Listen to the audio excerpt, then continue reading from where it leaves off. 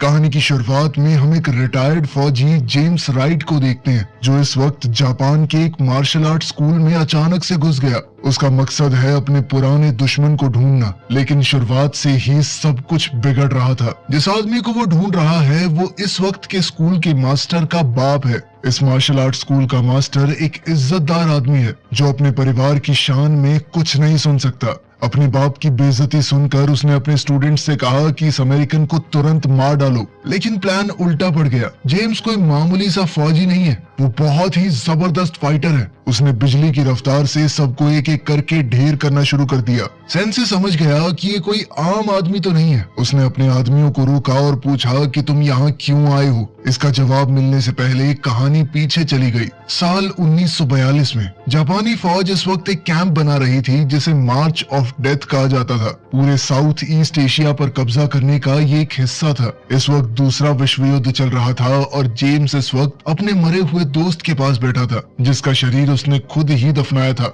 अगली सुबह जापानी फौजी जंगल में दुश्मनों को ढूंढने लगे। जेम्स ने उनके पास ही छुपकर एक पत्थर फेंका उनका ध्यान भटकाने के लिए, और फिर अचानक से हमला कर दिया। एक फौजी को मार दिया और एक माइन उड़ा दी। कुछ पलों के लिए उसे लगा कि वो जीत रहा है, पर जंगल में जितनी उसने सोची थी उससे कहीं ज्यादा बड़ी फौज है। वो भागता हुआ पेड़ों के बीच से निकला, पर जल्दी ही पकड़ा गया। कमांडर ने कहा कि इसे मारो मत, जिंदा पकड़ो, इसे कैंप ले चलो। गेट से घुसते ही सबका ध्यान उस पर चला गया। कर्नल तुरंत समझ गया कि ये कोई आम बंदा नहीं है, ये ब्रिटिश एयरफोर्स का कमांडर रह चुका है। कैंप में बंद फौजियों के अंदर एक बड़े अफसर को देखकर हौसला न आ जाए, इसलिए कर्नल ने कहा कि इसे चुपके से मार दो। पहले तो लगा कि जेम्स हार मान गया, पर जैसे ही तलवार चली वो बच गया। अपनी जबरदस्त लड़ने की तकनीक से उसने 3 गार्ड्स को मार दिया और फिर जंगल की तरफ भाग गया। जल्द ही उसे एक क्रैश हुए प्लेन का कबाड़ मिला, लेकिन वो वहां भी ज्यादा देर तक छुप नहीं पाया। वो वहां से भाग ही रहा था कि तभी उसका पैर छुपे हुए जाल में पड़ गया। उसे दोबारा पकड़कर फौजी उसे वापस कैंप में ले आए। कर्नल ने उसका डॉग टैग खींच लिया और उसकी कमर के नीचे एक मेडल मिला, जो कि युद्ध के दौरान जबरदस्त बहादुरी के लिए मिलता है। कर्नल ये देखकर इम्प्रेस हो गया और कहा कि इसे अभी मत मारो, इसे बिल्डिंग के नीचे वाली जगह में ले जाओ और आराम करने दो। पर ये सुकून ज्यादा देर तक नहीं रहा। अगली सुबह वो उसे एक और लड़ाई में भेजने वाले थे, जिसमें उसका मरना पक्का है। रात में एक गार्ड ने कहा कि इसे सोते हुए मार देते हैं, लेकिन कर्नल ने मना कर दिया। वो चाहता था कि ये पूरा कैंप देखे कि उसका हुक्म ना मानने का अंजाम क्या होता है। जेम्स एक छोटे से सेल के अंदर बंद था, जहां उसे कुछ और बंदी मिले। उनमें ज्यादातर अमेरिकन थे। उनमें से एक ने अपना नाम गैब्रियल बताया। उन्होंने पूछा कि ब्रिटिश आर्मी यहाँ आएगी हमें बचाने, लेकिन जेम्स इस पर चुप रहा। उन्होंने सुना था कि पहले यहाँ पर वियतनामी कैदी भी थे, लेकिन आर्मी के वहां पहुंचने से पहले सबको मार दिया गया। जेम्स ने याद किया कि जब उनका स्क्वाड वहां पहुंचा तो उनका जहाज दुश्मन की भारी गोलीबारी की वजह से क्रैश हो गया, लेकिन इस सब में वो बच गया। कुछ देर बाद जेम्स ने बताया कि इस एरिया में तैनात सारे पायलट मारे जा चुके हैं, मतलब अब कोई रेस्क्यू नहीं हो सकता। इस जापानी जेल के अंदर रूल बहुत सख्त हैं। फिर भी उसने सोच लिया कि यूं हार तो नहीं मानूंगा। उसने फैसला लिया कि वो दोबारा से यहाँ से भागने की कोशिश करेगा, पर बाकी कैदियों ने कहा कि सोचना भी मत, सब बेकार है। ये कैंप एक आइलैंड पर बना हुआ है, हर तरफ वॉच टावर और पहरा देने वाले लोग हैं। जो भी कभी यहाँ से भागता है वो पकड़ा जाता है। ये कैंप सबसे मजबूत और खतरनाक कैदियों को तोड़ने के लिए बनाया गया है। हम सबसे मजदूरी करवाई जाती है ताकि इस कैंप की दीवारों को और मजबूत बनाया जाए। थोड़ा ऊपर एक और कैंप है जिसका नाम है मार्च ऑफ डेथ। वहाँ से तो आज तक कोई वापस ही नहीं आया। किसी को नहीं पता कि वहाँ क्या होता है। अगली सुबह कंपाउंड में चीखों की आवाज से शुरू हुई। सभी सैनिक लाइन में ट्रेनिंग कर रहे थे। हवा में उनके जूतों की आवाजें और डिसिप्लिन की सख्ती महसूस हो रही थी। वहीं सजा देने का टाइम भी आ गया था। सिपाहियों ने जेम्स के हाथ बांधे और उसे मैदान के बीच में ले गए, लेकिन सबके सामने पहुंचने से पहले कमांडर ने रस्सियां काटने का ऑर्डर दिया और उसे वहां से हटा दिया। दरअसल कमांडर जेम्स को किसी बड़ी चीज के लिए बचा रहा था। असली तमाशा तो अभी बाकी है। 2 कैदियों को सजा मिलने वाली है क्योंकि उन्होंने राशन में से खाना चुराकर अपने बेड के नीचे छुपा दिया था। उनकी सजा मौत तो नहीं थी, लेकिन कैंप के सबसे खतरनाक फाइटर के साथ उन्हें मुकाबला करना होगा। कैंप का सबसे जबरदस्त फाइटर बहुत डरावना लग रहा था। उसका शरीर किसी मशीन जैसा था। उसके मुक्के इतने तेज और ताकतवर लग रहे थे कि सबसे ताकतवर कैदी भी डरकर पीछे हट जाते। यह नजारा सबके दिलों में खौफ भरने के लिए था कि जापानी फौज से चोरी करने का क्या हश्र होता है।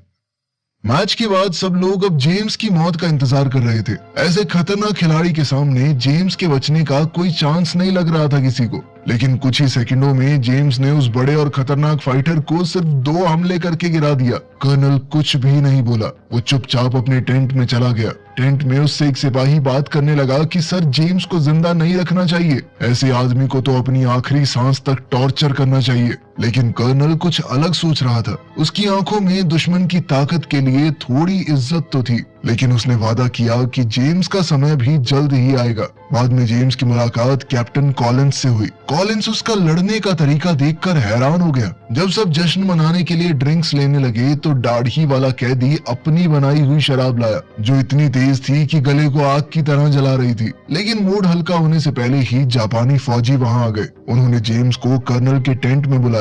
टेंट के अंदर एक जवान नर्स सामान रख रही थी। जेम्स और नर्स ने एक पल के लिए एक दूसरे को देखा। उन्होंने कुछ कहा नहीं, पर महसूस जरूर किया। फिर कर्नल ने कहा कि मैंने तुम्हें तारीफ करने के लिए नहीं बुलाया। उसने जेम्स के फाइटिंग स्टाइल को पहचान लिया था। ये लड़ने का ऐसा तरीका है जिसे कभी जापान ने बैन कर दिया था। फिर बात घूमकर जेम्स के मेडल पर आ गई। ये मेडल जेम्स का नहीं था, बल्कि उसके बाप का है। कर्नल ने बताया कि मेरे पिता भी फौज में ही थे। फिर उसने अपने मरे हुए ऑफिसर की तलवार निकाली और जेम्स के गाल पर एक हल्का सा कट लगा दिया, और फिर गार्ड्स को कहा कि इसे ले जाओ। यह सीधी सीधी बात थी कि जेम्स अब कल मरेगा। अगली सुबह कर्नल एक और फाइट अरेंज कर रहा था। उसे पता था कि जेम्स का लड़ने का तरीका एक आदमी के लिए तो बहुत बढ़िया है, लेकिन बहुत सारे दुश्मनों के सामने काम नहीं करेगा। इसीलिए उसने अपनी टीम के सबसे ताकतवर फौजियों को उससे लड़वाया। लेकिन जेम्स तूफान की तरह हिला। 1 मिनट के अंदर अंदर उसने तीनों को गिरा दिया। वो चाहता तो अपने आखिरी वार से उन्हें खत्म भी कर सकता था, लेकिन जेम्स रुक गया। उसने उन्हें मारा नहीं।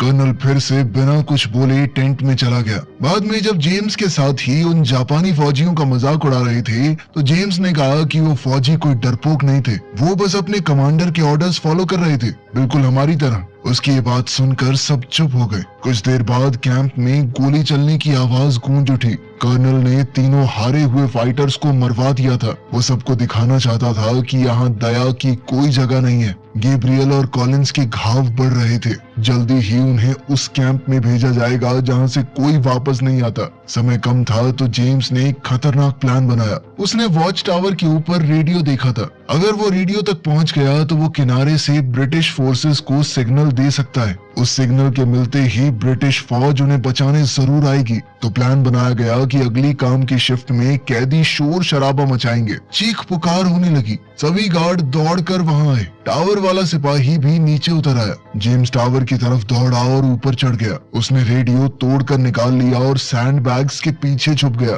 जैसे ही वो निकलने लगा तो नर्स ने उसे देख लिया। कुछ देर बाद एक सिपाही नर्स के ऊपर डोरे डालने लगा, जिस पर नर्स ने उसे मना किया कि मैं ये सब नहीं चाहती। जिसके बाद उसने नर्स को जोरदार थप्पड़ मारा, लेकिन काफी पूछताछ के बाद भी नर्स ने जेम्स के बारे में कुछ नहीं बताया।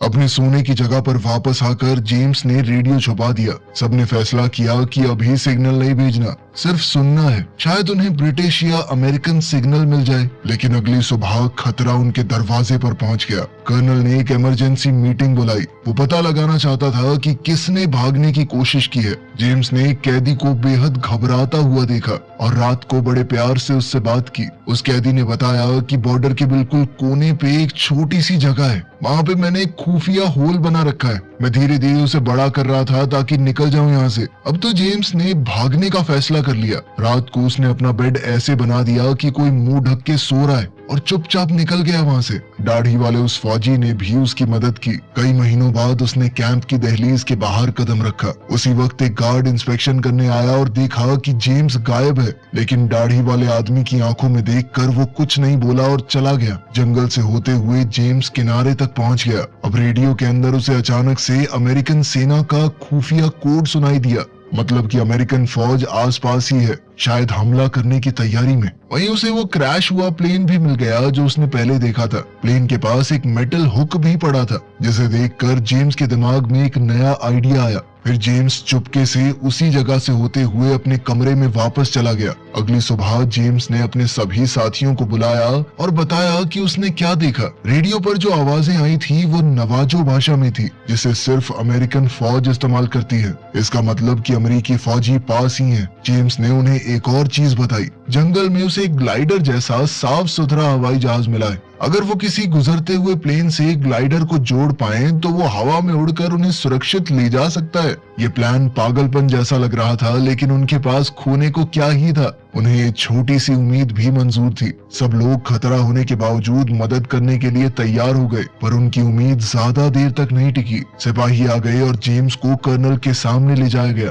कर्नल ने खुद भी नवाजो लैंग्वेज को सुन लिया था और वो चाहता था कि जेम्स उनके लिए इसे ट्रांसलेट करे, पर जेम्स ने बताया कि ये अमेरिकन फौज इस्तेमाल करती है, मैं ब्रिटेन से हूँ और अगर पता होता भी तो मैं अपने साथियों को धोखा नहीं देता। इस बात से कर्नल गुस्सा हो गया। उसने सिपाहियों से कहा कि जेम्स को बांधकर पीटते रहो जब तक वो घुटनों पर न गिर जाए। हर एक डंडा जोर से लगना चाहिए।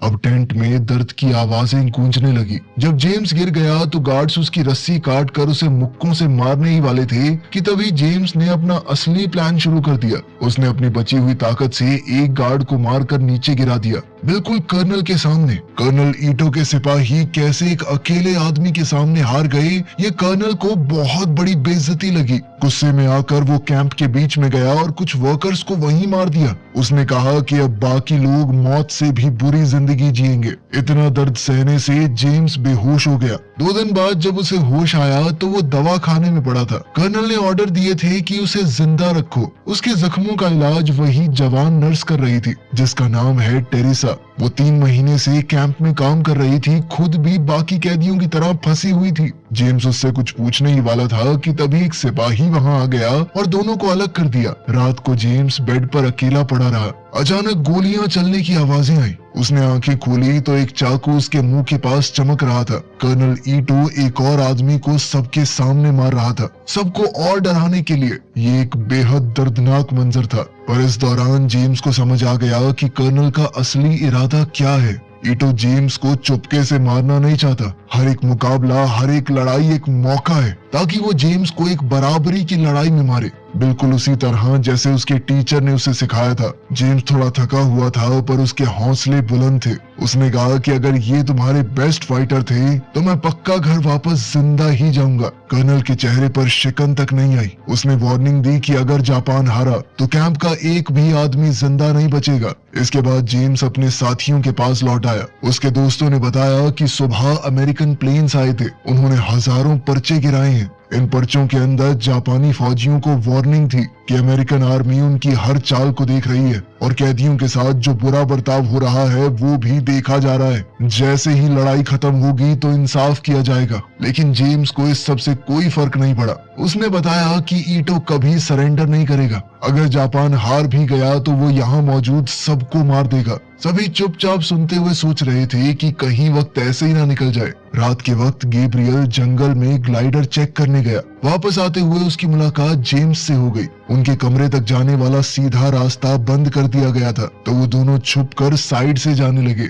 लेकिन एक गार्ड ने उन्हें देख लिया। उसके साथ लड़ाई में उन्हें गार्ड को मारना पड़ा, वरना वो पकड़े जाते। आवाज सुनकर एक और अफसर आया। जेम्स ने उस आदमी को मारने की बजाय उसे छोड़ दिया। उस अफसर ने दोनों को चुपके से उनके कमरे तक वापस भेज दिया, लेकिन फिर जाकर गार्ड्स को बता दिया कि एक गार्ड का मर्डर हुआ है। ये सुनते ही सभी फौजी कैदियों के कमरे में घुस गए। कैंप में खामोशी फैल गई। कर्नल ने सुबह तक फैसला किया कि असल कातिल को खोजना ही पड़ेगा। अपने साथियों को बचाने के लिए जेम्स ने आगे आकर कहा कि मैं था, मैंने मारा उसे। कर्नल ने इस बात का सबूत मांगा। उसने जेम्स से कहा कि तुम अपनी तकनीक को एक कैदी के ऊपर इस्तेमाल करो। लेकिन जब उस कैदी ने कहा कि मैं ये नौटंकी नहीं करने वाला, तो गार्ड्स ने सीधा उसके सर में गोली मार दी। फिर कैप्टन कॉलिंस को गार्ड के साथ मुकाबला करने के लिए भेजा गया। उसने भी सबको हरा दिया। सभी कैदियों को जानवरों की तरह उनके कमरे की तरफ धकेल दिया गया। जेम्स फिर से कर्नल के सामने खड़ा था। जेम्स ने उसे डरपोक बुलाया और कहा कि मुझसे मुकाबला कर, अगर हिम्मत है तो। कर्नल ने अपने सर से मारकर जेम्स को चोट पहुंचाई और उसे उसे बाहर फेंकवा दिया। उसी रात जेम्स और गैब्रियल सच में भाग गए। जंगल से होते हुए वो किनारे की तरफ निकल पड़े ताकि अमेरिकी फौज से कांटेक्ट कर सकें। वो मिलकर अलग अलग भाषाओं का इस्तेमाल करके बात कर रहे थे ताकि जापानी फौजियों को समझ में न आए। उनका प्लान बहुत सीधा था, एक सिग्नल भेजने के लिए रॉकेट चुराओ, उसे हवा में फायर करो ताकि प्लेन को उनकी लोकेशन का पता चल जाए। प्लेन से ग्लाइडर को जोड़ दिया जाए और ग्लाइडर के जरिए वो लोग आइलैंड से उड़ जाएं। यही था इकलौता तरीका वहां से बचकर निकलने का। जब वो कैंप में अपने कमरे में वापस आए तो सब कुछ सूना सूना सा था। कमरा एकदम खाली था और लाइटें बंद। अचानक फौजियों ने अंदर घुसकर उन्हें भी बेहोश कर दिया। वो तब होश में आए जब एयरप्लेन्स ऊपर से गरज रहे थे। कैंप की नर्सों को आसमान की तरफ देखकर लगा कि शायद अमेरिकन सब आ गए हैं हमें बचाने के लिए। कुछ ही पल बाद पूरे कैंप में हंगामा शुरू हो गया। कैदियों को बांध दिया गया और पूरे टापू पर धमाकों की आवाज सुनाई देने लगी। अमेरिकी फौज ने हमला कर दिया था। इस जगह से अब कर्नल ईटो का कंट्रोल चला गया था। गुस्से में आकर उसने सामने दिखने वाले हर एक इंसान को मारना शुरू कर दिया, चाहे वो सिपाही हो या कैदी। गोलीबारी के बीच जेम्स समझ गया कि उन्हें रेडियो तक पहुंचना होगा और अमेरिकी सिपाहियों से दोबारा बात करनी पड़ेगी। लेकिन जब वो रेडियो तक पहुंचे वो पूरा टूट चुका था। अब उनकी अकेली उम्मीद थी टावर पर लगा हुआ ट्रांसमीटर। इस मौके पर नर्सेज ने हिम्मत दिखाई। उन्होंने गार्ड का ध्यान भटकाया, उनको पास बुलाया और फिर मार दिया। अब रास्ता साफ था। टावर के ऊपर गैब्रियल ने तुरंत इमरजेंसी सिग्नल भेजा। नीचे पूरे कैंप में पागलपन सा छा गया था। जापानी फौजी भागने की कोशिश कर रहे कैदियों पर गोली चलाने लगे। जेम्स ये सब चुपचाप नहीं देख सकता था। उसने भी एक राइफल पकड़ ली और गोली चलाने लगा। इससे कुछ गार्ड्स मर गए और बाकी कैदियों को भी हिम्मत मिल गई। धीरे धीरे कैंप में बहुत बड़ी बगावत हुई। कैदियों को जो मिला वो उससे लड़ने लगे। लड़ाई के बीच में कैप्टन कॉलिंस एक ऐसे अफसर के आगे आ गया जो शुरू से उसे परेशान करता था। लड़ाई बहुत तेज हो गई पर ज्यादा देर नहीं चली। कॉलिंस जीत ही रहा था लेकिन तभी पीछे से किसी ने उसे गोली मार दी और वो वहीं गिर पड़ा। अपने दोस्त को यूं गिरते हुए देखकर जेम्स और गुस्से में आ गया। वो सीधा कर्नल के टेंट में घुस गया जहां कर्नल ईटो तलवार लेकर खड़ा था। दोनों के बीच अब एक जबरदस्त लड़ाई छिड़ गई। आखिर में ईटो गिर पड़ा और जेम्स खड़ा रहा, बहुत थका हुआ, खून से भरा शरीर लिए, लेकिन अब वो जीत चुका था। गैब्रियल जेम्स को खींचकर बाहर ले गया। जहाज ऊपर घूम रहे थे और वक्त बहुत कम। वो दोनों वहां से भागने लगे। एक फौजी ने राइफल उठाई उन दोनों को पीछे से गोली मारने के लिए, लेकिन कर्नल ईटो ने उस फौजी की बंदूक को अपनी तलवार से हटा दिया। उसने उन दोनों को जाने दिया। ये जीतने वाले की तरफ इज्जत दिखाने का उसका तरीका था। जेम्स और गैब्रियल जंगल से भागते हुए ग्लाइडर तक पहुंच गए। ऊपर मंडरा रहे अमेरिकी प्लेन्स ने अपना आखिरी हमला शुरू कर दिया। इतने में जापानी फौजी पेड़ों के बीच से निकले हमला करने के लिए, लेकिन प्लेन्स ने गोलियां चलानी शुरू कर दी। सारे जापानी फौजी वहीं मारे गए। अच्छे बुरे सभी खत्म हो गए। इस धुएं और लड़ाई के बीच में जेम्स ने टो करने वाली केबल उठाई और ग्लाइडर पर लगा दी। एक अमेरिकी जहाज पास से निकला और केबल पकड़ ली, जिसके बाद ग्लाइडर हवा में उड़ गया। आइलैंड धीरे धीरे नीचे छोटा होता गया। दोनों ने कसम खाई कि एक दिन वापस आएंगे और बाकी लोगों को भी बचाकर ले जाएंगे यहाँ से। सालों बाद यही कसम जेम्स को जापान के उस छोटे मार्शल आर्ट स्कूल तक ले आई थी। वो उस आदमी को ढूंढने आया था जिसने कर्नल ईटो को सिखाया था। वहाँ के नए मास्टर ने अपने स्टूडेंट्स को भेज दिया और जेम्स की बात ध्यान से सुनने लगा। मास्टर ने बताया कि मेरे पिता और पुराने गुरु 1 साल पहले मर गए। मरने से पहले उन्होंने बताया था कि एक दिन एक फिरंगी आएगा, एक आदमी जो उस तकनीक से लड़ता है जिसे सालों पहले बैन कर दिया गया था। मास्टर ने जेम्स से कहा कि तुम अपनी तकनीक दिखाओ। जेम्स थोड़ा शांत हुआ और कुछ घातक मूव्स दिखाए, लेकिन वार नहीं किया। मास्टर समझ गया कि यही वो इंसान है जिसकी बात की गई थी। फिर उसने एक छोटा सा लकड़ी का डब्बा निकाला। उसके अंदर जेम्स के पिता का वो मेडल और एक डॉग टैग था। 2 ऐसे योद्धा जो शायद किसी और समय में एक दूसरे के दुश्मन होते, लेकिन अब शांति में एक साथ खड़े। वीडियो पसंद आई तो लाइक कर देना, चैनल को सब्सक्राइब कर लेना। मिलते हैं अगली वीडियो में।